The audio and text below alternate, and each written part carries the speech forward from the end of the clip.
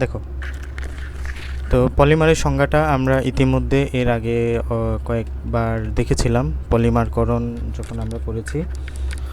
তো পলিমারকরণ কাকে বলে? যে বিক্রিয়ায় আমাদের অনেকগুলো ক্ষুদ্র ক্ষুদ্র অণু পরস্পরের সাথে যুক্ত হবে, যুক্ত হয়ে বৃহৎ অণু গঠন করবে।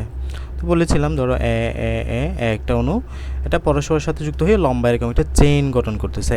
ক্ষুদ্র একটা অণু, হ্যাঁ, এটা পরস্পরের সাথে এরকম 1000টা পরস্পরের সাথে যুক্ত হয়ে বড় একটা শিকল গঠন করছে।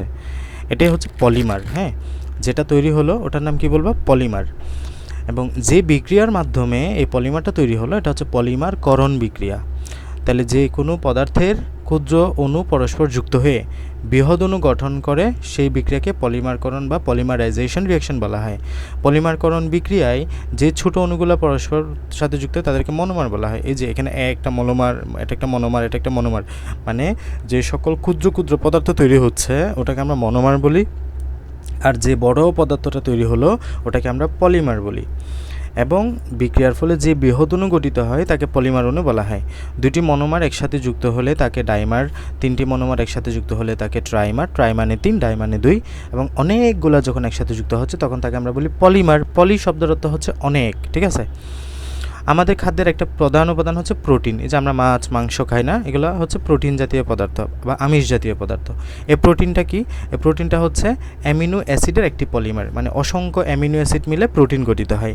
আবার অ্যামিনো অ্যাসিডটা হচ্ছে অনেকগুলো পলিপ্যাপটাইডের পলিমার, আবার পলিপ্যাপটাইড হচ্ছে অনেকটা প্যাপটাইডের পলিমার। হ্যাঁ, এরকম আর কি। তো অ্যামিনো অ্যাসিডের পলিমার হচ্ছে মূলত প্রোটিন, এটা একটু জেনে রাখতে পারো। তো আমরা গঠন প্রকৃতি অনুযায়ী, মানে স্ট্রাকচারাল ফর্ম অনুযায়ী আমরা এটাকে দুই ভাগে ভাগ করতে পারি। একটা হচ্ছে সংযোজন বা জুট পলিমার, একটা হচ্ছে ঘনীভবন পলিমার। সংযোজন পলিমারের সংজ্ঞাটা কি বলবা? এখানে মনোমার অণুগুলা সরাসরি একে অপরের সাথে যুক্ত হয়ে দীর্ঘ শিকল বিশিষ্ট পলিমার গঠন করে, তাকে সংযোজন পলিমারকরণ বলা হয়। মানে এই ক্ষেত্রে তোমার মনোমারগুলা সরাসরি বিক্রিয়া করে পরস্পরের সাথে যুক্ত হয়ে দীর্ঘ শিকল গঠন করবে। সিম্পল, সংযুক্ত হবে যে প্রক্রিয়ায়, যে বিক্রিয়ায়, সংযোজন পলিমারকরণ বলবা। উদাহরণগুলো একটু মনে রাখতে হবে। সংযোজন পলিমারকরণের মধ্যে উদাহরণটা খেয়াল করো। এখানে আমাদের এটা আগেও পড়েছ যখন আমরা ইথিনের বিক্রিয়া পড়েছিলাম। ইথিন এটা 2 কার্বন বিশিষ্ট একটা অ্যালকিন, তাই না? ইথিন 2, এখানে ডাবল বন্ড আছে যেহেতু অ্যালকিন। এবং এখানে ইথিনের আগে এন দেখতেছো না? এন মানে হলো এখানে এন এর মান যে কোনো কিছু হইতে পারে, 100 হইতে পারে, 1000 হইতে পারে, মানে হলো এন সংখ্যক ইথিন পরস্পর যুক্ত হচ্ছে। যুক্ত হয়ে কী তৈরি করতেছে? এবং এখানে অবশ্যই তোমার 1000 ATM তাপের উপস্থিতি লাগবে, চাপ লাগবে, 200 ডিগ্রি সেন্টিগ্রেড টেম্পারেচার লাগবে, সামান্য অক্সিজেন প্রভাবক হিসেবে কাজ করবে। তাহলে এখানে আমাদের পলিথিন গঠন করবে, মানে ইথিনের পলিমারের আগে পলি বসাই দিবা, তাহলে পলিথিন, ঠিক আছে? এবং এখানে খেয়াল করো আমাদের দ্বিবন্ধন আছে না, দ্বিবন্ধনের মধ্যে একটা বন্ধন ভেঙে যাবে, একটা বন্ধন ভেঙে দিয়ে দুই দিকে 2টা হাত খালি হয়ে যাবে। এই যে দেখো, দুই দিকে 2টা হাত খালি হয়ে যাবে। এই 2টা হাতের মধ্যে এদিকে একটা এরকম মনোমা যুক্ত হতে পারে, এদিকে একটা মনোমা যুক্ত হতে, সেমভাবে আর এটার পাশে এটা, এটার পাশে এটা, এইভাবে করে যুক্ত হতেই থাকবে। তো আমরা এত বড় শিকল তো লিখতে পারবো না খাতায়। আমরা কি করি? দুই দিকে 2টা ব্র্যাকেট দিয়ে দিই, ব্র্যাকেট দিয়ে এখানে এন লিখে দিই। এন মানে হলো এখানে এরকম কয়েক শত, কয়েক হাজার পর্যন্ত ইথিলিন অণু থাকতে পারে, যেটা আলটিমেটলি পলিথিন গঠন করেছে, ঠিক আছে? তাহলে ইথিনের পলিমার কি? পলিথিন। একটা পরীক্ষা আসবে, এবং সবচেয়ে বেশি আসা হলো পলিপ্রোপিনটা। সেমভাবে আমরা যদি ইথিন থেকে যদি পলিথিন পাই, তাহলে প্রোপিন থেকে তুমি পলিপ্রোপিন পাবা। ইথিন থেকে যদি পলিথিন পাও, প্রোপিন থেকে কি পাবা? পলিপ্রোপিন। দেখো আমরা এখানে প্রোপিন নিয়েছি, প্রোপিনটা কয় কার্বন বিশিষ্ট হবে?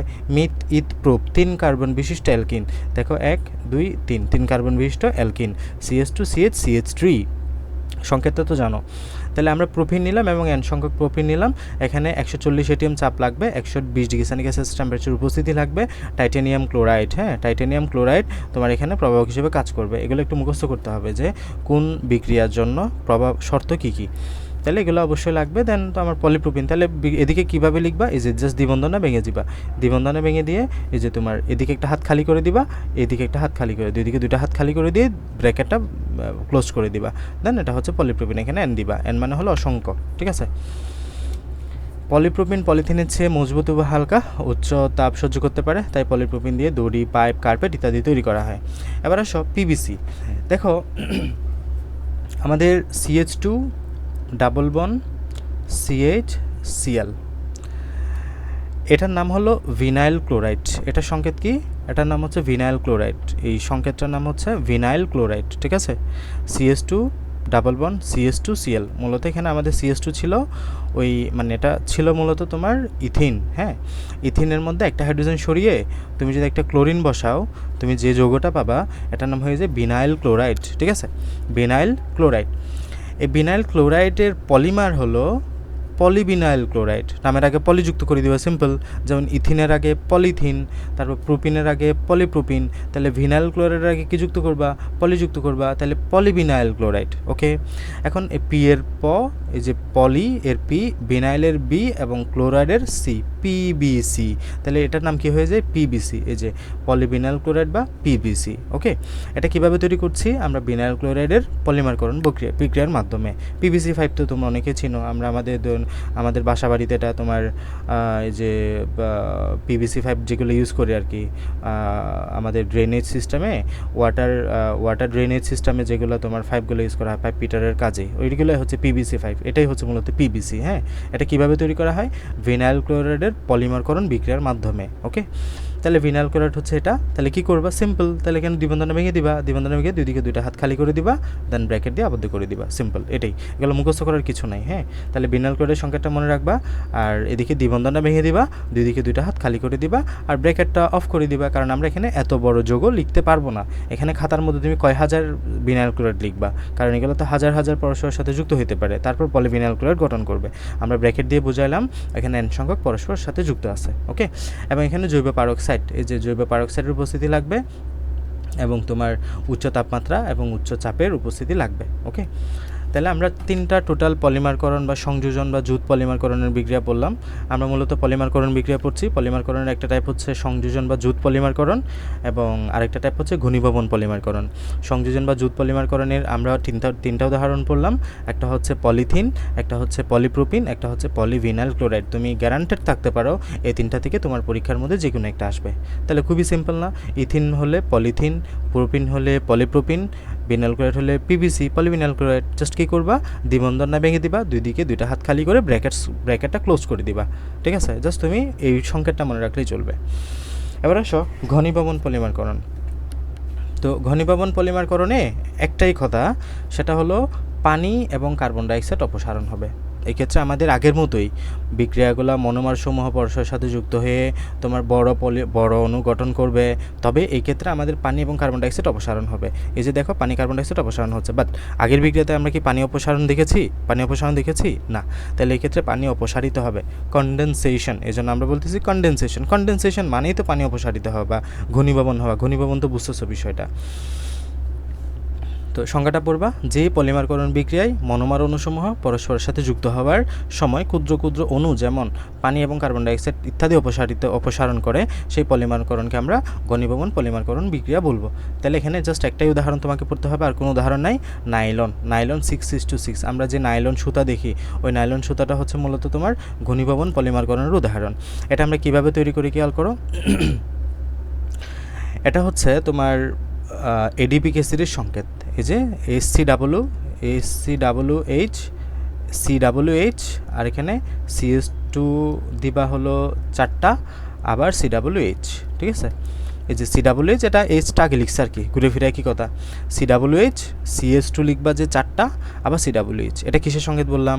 Adipic acid. এটা কিসের সংকেত? অ্যাডিপিক অ্যাসিড, মনে রাখবা। ঠিক আছে, তাহলে এখানে আমাদের COOH এবং মাঝখানে CH2 দিবা 4টা। CH2 মানে কি? মিথাইল। ঠিক আছে, মিথিলিন। তো এটা আমাদের অ্যাডিপিক অ্যাসিড দিলাম। অ্যাডিপিক অ্যাসিডের সাথে কাকে দিব? Hexamethylene diamine. কাকে দিব? Hexamethylene diamine. দেখো, এটার নাম কি বললাম আমি? মিথেন। CH4 মানে কি? মিথেন, এটা একটা অ্যালকেন। আর CH3, এটার নাম কি বলো তো ফারজান?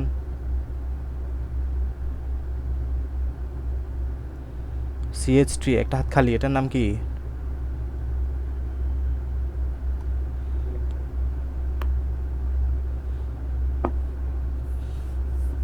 রুদ্র?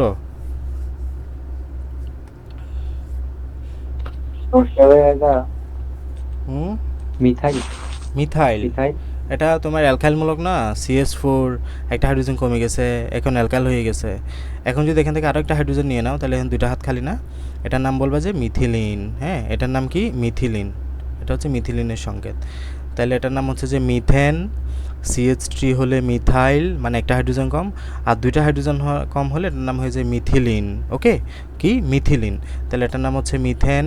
CH3 হলে মিথাইল, CH2 মানে দুইটা হাইড্রোজেন কম হলে মিথিলিন। খেয়াল করো এখানে CH2 মানে হলো মিথিলিন, কয়টা? 6টা। এই জন্য বলি হেক্সামিথিলিন বা হেক্স মিথিলিন, 6টা মিথিলিন। ওকে, তুমি সংকেত দেখে দেখে নামটা বলো। CH2 মানে কি? মিথিলিন। কয়টা মিথিলিন? 6টা। Hexamethylene. তারপর কি আছে? NH2, এটার নাম কি? অ্যামিন। NH2, এই যে এগুলো একটু মনে রাখিও। NH4 হলো অ্যামোনিয়াম, এটার নাম কি? অ্যামোনিয়াম। আর NH3 এটার নাম কি? অ্যামোনিয়া, এটার নাম হচ্ছে অ্যামোনিয়াম, লাস্টে আম থাকবে। আর এটার নাম কি? অ্যামোনিয়া। ঠিক আছে। NH2 হলো অ্যামিন। ওকে, এই নামগুলো একটু মনে রেখো। NH4 মানে হলো অ্যামোনিয়াম, NH3 হলো অ্যামোনিয়া, আর NH2 মানে হলো অ্যামিন। ওকে, NH2 মানে কি? অ্যামিন। অ্যামোনিয়াম মানে অ্যামোনিয়া, NH4 মানে অ্যামোনিয়াম, এটা হচ্ছে অ্যামিন। সরি, এটা হচ্ছে অ্যামোনিয়া, এটা হচ্ছে অ্যামোনিয়াম, এটা হচ্ছে অ্যামোনিয়া, আর এটা হচ্ছে অ্যামিন। NH2 মানে হলো অ্যামিন। তাহলে আসো হেক্সামিথ, এই যে এখানে একটা অ্যামিন, এখানে একটা অ্যামিন, কয়টা অ্যামিন? 2টা, এই জন্য ডাই অ্যামিন। ওকে, তাহলে এই যে কি বললো? হেক্সামিথিলিন, 6টা মিথিলিন এবং ডাই অ্যামিন এবং 2টা অ্যামিন, এটাই হচ্ছে হেক্সামিথিলিন ডাইঅ্যামিন দিলাম। ওকে, তাহলে আমরা কী দিয়ে নাইলনটা পাচ্ছি? Adipic acid. এই যে অ্যাডিপিক অ্যাসিডের সংকেত কি বললাম? এদিকে একটা তোমার COOH থাকবে, এদিকে একটা COOH থাকবে, মাঝখানে 4টা মিথিলিন মূলক থাকবে, CH2 4টা থাকবে। কাকে দিব? Hex methylene diamine. এই যে 6টা মিথিলিন এবং ডাইঅ্যামিন, 2টা অ্যামিন। তাহলে টাইটানিয়াম অক্সাইডের উপস্থিতি লাগবে, আমাদের নাইলন তৈরি হয়ে যাবে। এটি হচ্ছে নাইলনের সংকেত। ওকে, তাহলে এখন তুমি যদি চাও বিক্রিয়া এটা একটু দেখতে পারো। এই যে এখানে আমাদের CH2, এখানে আমাদের একটা CH2 বসবে, এবং মানে এখানে আমাদের মূলত তোমার এটা পুরোপুরি ঠিক থাকবে। এই যে এদিক থেকে ওয়েস্টটা সরবে, বুঝছো? এবং এদিক থেকে আমাদের তোমার এই যে এদিক থেকে ওয়েস্টটা সরবে, এই যে এদিক থেকে ওয়েস্টটা সরবে, এদিক থেকে ওয়েস্টটা সরবে। তাহলে এদিকে OC CH2, এই যে এটা রয়ে যাবে OC CO, এবং এখানে আমাদের এই যে তোমার এখান থেকে হাইড্রোজেন সরবে, এখান থেকে হাইড্রোজেন সরবে, এবং এদিকে একটা হাত খালি, এদিকে একটা হাত খালি, মাঝখানে এটা বসে যাবে। আমি একটু ভেঙে ভেঙে বুঝাই, তারপর তোমরা ভালো বুঝবা।